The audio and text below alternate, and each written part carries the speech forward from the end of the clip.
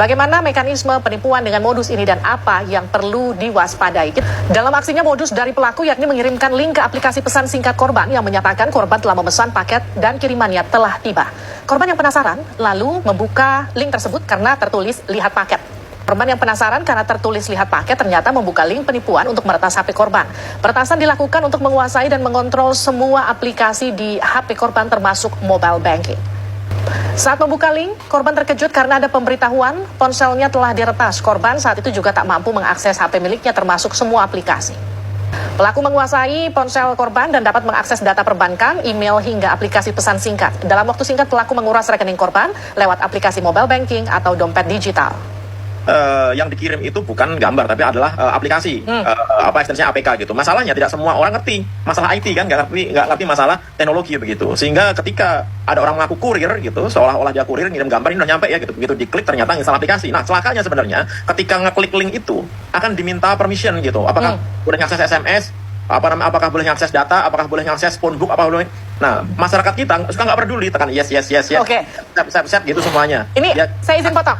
Jadi ketika kita klik linknya, sebetulnya sudah ada permission di sana. Jadi sebetulnya kalau kita agak sedikit lebih cermat dan teliti, tidak asal klik-klik, itu kita sudah tahu bahwa ini ada upaya dari aplikasi untuk mengakses dari mulai aplikasi handphone sampai nomor telepon begitu yang ketika kita mengklik itu begitu Pak Pratama. Ya, secara default sistem di dalam handphone kita ini sebenarnya sudah punya level security sendiri gitu. Dia akan bertanya kepada si pemiliknya, ini boleh nggak ngakses ini, boleh nggak ngakses ini. Kan aneh tuh, ada gambar minta akses ke phonebook, minta akses ke data dan lain-lain begitu. Tapi karena kita suka nggak peduli, karena pengen lihat gambarnya, tekan yes saja. Nah, begitu semuanya sudah oke, tiba-tiba aplikasi terinstall, apa yang terjadi? Aplikasi ini adalah malware, namanya tipenya adalah RAT gitu, remote access tool gitu. Jadi dia bisa menginfeksi handphone kita dan bisa digunakan untuk mengambil alih handphone kita. Jadi handphone kita ini dikendalikan dari jarak jauh, si pengirim malwarenya ini. Kemudian juga malware ini bisa melakukan sniffing terhadap apapun yang kita ketikkan di dalam handphone kita. Jadi kayak logger gitu, kita ngetik PIN dia bisa baca, ngetik password dia bisa baca gitu.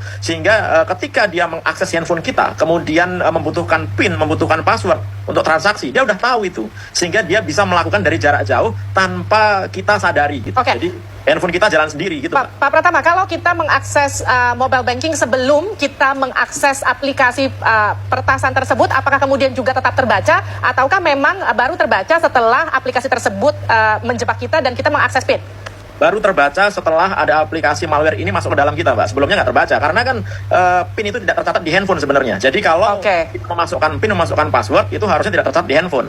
Yang jadi masalah ketika malware itu sudah terinstall ke handphone kita ketik password atau ketik PIN, itu di-record sama malware ini. Sehingga kita tahu dengan tepat si user ini lagi menggunakan mobile banking BCA, Mandiri dan lain-lain, semuanya bisa gitu. Nah, itu yang akhirnya menjadi data bagi si pengirim malware ini untuk melakukan transaksi menggunakan handphonenya si user. Karena kan nggak mungkin. Karena gini, sebenarnya internet banking itu mobile banking itu punya security. Dia nggak bisa digunakan di handphone lain karena autentikasinya ada menggunakan SIM card, dia menggunakan identifikasi dari handphonenya gitu.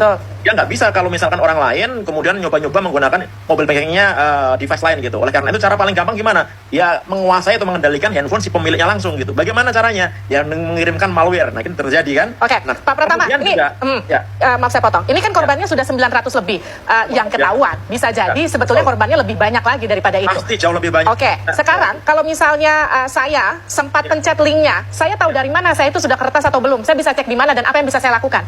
Jadi sebenarnya kalau malwarenya itu terinstall secara background, kita nggak bisa tahu bahwa handphone kita ini sudah terinstall malware apa tidak, kecuali kalau kita pasang antivirus ya. Makanya antivirus ini mandatori, sangat penting sekali. Banyak antivirus gratisan bisa dipakai. Oleh karena itu yang nonton tayangan ini harus pasang antivirus gitu, karena bisa menjaga kita dari malware. Tapi kalau sudah masuk, kita nggak bisa ngecek. Kenapa? Karena ini hidden, nggak ada aplikasinya, nggak kelihatan gitu.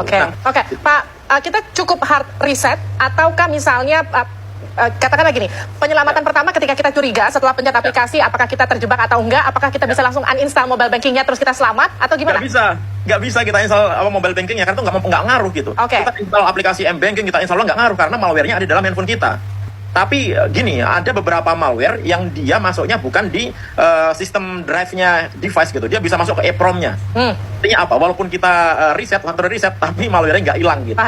Terus gimana dong? Kayaknya sih nggak. APK yang digunakan untuk RAT ini kita factory reset dia bisa hilang gitu. Tapi ada malware-malware lain yang begitu masuk, dia masuk ke EEPROM, nggak bisa kita hapus walaupun kita di factory reset gitu. Oleh karena itu, cara terbaik apa ya? Ganti handphone gitu. Oleh karena itu, sebelum kita kena itu, harus punya antisipasinya apa? Selalu update sistem operasi yang ada di handphone kita. Kemudian jangan menggunakan aplikasi, jangan install aplikasi dari pihak ketiga selain di Apple Store atau Google Play. Google Play sama Apple Store aja banyak aplikasi yang masih ada malware-nya, apalagi dari luar gitu, ya kan. Nah, kemudian juga jangan klik link sembarangan. Udahlah, haram itu sebenarnya gitu. Kalau saya boleh bilang gitu, nggak usah lah klik link sembarangan karena banyak juga malware yang dia tidak butuh permission dari user gitu. Jadi begitu kita klik, tiba-tiba ke install aja gitu. Nah, contohnya beberapa yang kena, jurnalis kan dulu pernah kena itu kan. Begitu diklik tiba-tiba udah ke install aja. Gitu. Nah, bahaya juga gitu.